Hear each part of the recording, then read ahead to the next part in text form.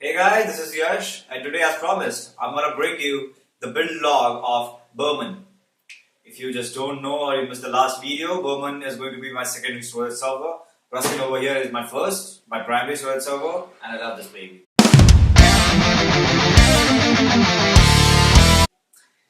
So, in order to make things a little simpler, I'm going to split this video into two parts. The part one, that is this one, is going to be putting it together, the assembly thing, and the part two is going to be the setup process, the software part of it. So let's start. In order to begin, I've got the motherboard, the J1800M DP2IN. Oh my god, these guys need to change the name. It has a dual core processor on it, like the embedded processor thing, which is passively cooled. It doesn't have a fan on top of it. So that's why I chose it. I actually wanted something that is really silent to go with it. So this is going to be passively cooled. Other than that, it has got a dual core processor and a support for 8 gigs, up to 8 gigs of RAM, DDR3. So I guess that's going to be more than enough for a secondary storage server. I'm the only guy who uses it, so that's going to be sufficient, I believe. In relation to that, you can see this A-data RAM, it's 2 gigs, DDR3 1600 megahertz. The same thing, 2 gigs is not enough. Oh my god, how are we going with 2 gigs? It's 2015, come on. Like, it's fine for a secondary storage server and one person only. So, yeah, let's see. Other than that, we have got this Seagate 1 TB hard disk, 7200 RPM. Not an AS grade, but let's see how it copes up with the workload. Putting this all together is this Intex case. I don't know what its name is, but I got it for really cheap. Like, this thing was $700, including a 450 watt power supply. So I believe it's going to get the job done. Let's see how well it goes. After all that, you will need some tools to get this thing started. So all you need is a multi-bit screwdriver, a bowl where you can put all your screws, and an anti-static wrist strap.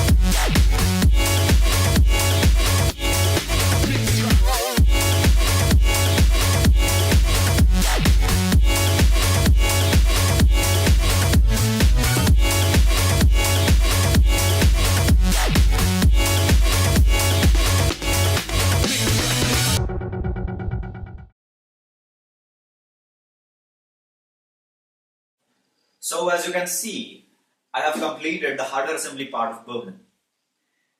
And it was a pretty different experience for me, as this was my first time building a PC in this inexpensive case, accompanied with an equally inexpensive power supply. For beginning, there are some things that hurt. For example, this dent on the top right corner of the case, which is, I guess, due to manhandling during shipping or some other damage during shipping. Other than that, the airflow in this case is a joke. Let me explain why. There's this mount, just one mount on the right side panel for air intake, an 80 mm fan. Then there is some holes on the bottom where fan cannot be mounted, nor can radiator be mounted. And these are simply for some air ventilation. Other than that, there's a mount for an 80 mm fan on the rear. For the beginning, I wish it was a 120 mm rear fan at least, because it's almost next to impossible to get a 80 mm fan in today's world in 2015. Come on. Other than that, neither the left panel has anything, nor does the top. And the worst thing, the bottom has nothing for sucking in air.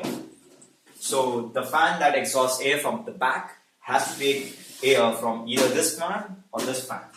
Which means that the hard disk that you will be placing in the front of this case are going to suffer from overheating pretty soon. But I guess that's not going to be a major concern with Birman over here, because the only fan in this case is this fan, the power supply, which is a 450 watt power supply. And the motherboard and the processor are passively cooled. Other than that, yes, the side panels are pretty flimsy, as you can hear. And the holes for the motherboard and the hard disk were not precisely placed. They were somewhere nearby the holes of the motherboard. But that doesn't work out for the computer technology. You see, computer components can be placed only if the screws and their holes are the precise place where they have to be. Somewhere nearby doesn't work in PC world. Other than that, this case was pretty dumb in explaining itself, I will say. I had to refer the manual a handful of times and I'm not liking it at all. I'm not among the people who love using the manual. I love to throw it away once it comes off the box. Other than that, considering it is a 700 rupees case, we should keep that in mind always when thinking about it.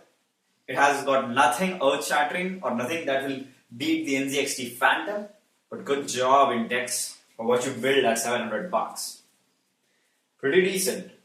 And this is what wraps up the first part of this video. Stay tuned if you want to watch the second part of this video, in which I'll be talking about how will be I setting this thing up in terms of software. So hit like if you liked it, hit dislike if you think it sucked, leave a comment if you are a little more complicated, and subscribe so that you don't miss the second part of this video. Thanks for watching.